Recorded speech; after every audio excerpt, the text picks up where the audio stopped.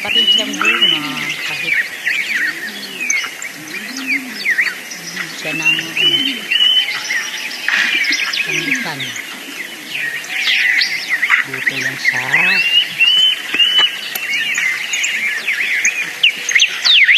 tabi ng bahay ko. Ayan, ang dami niyang dwarf na kukus. Dami pa rin siyang bunga.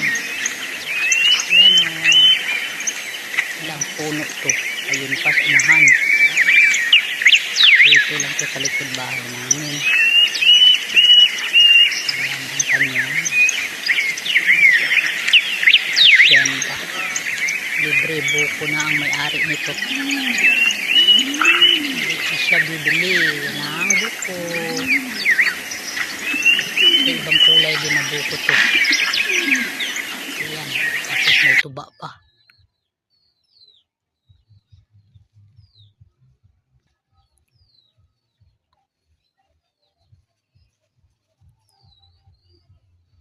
Yan, marami siyang puno, marami din siyang saging.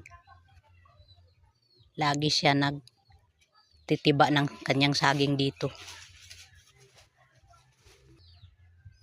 Dwarf coconut lang tong siya.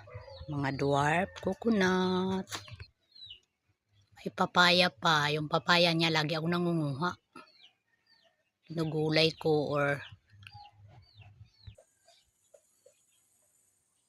yun, ang dami talagang bunga niya. Taglag na mangga kaya kuhain natin. Tapos ito naman yung aking alokbati. Pinakatay ko siya sa puno ng mangga.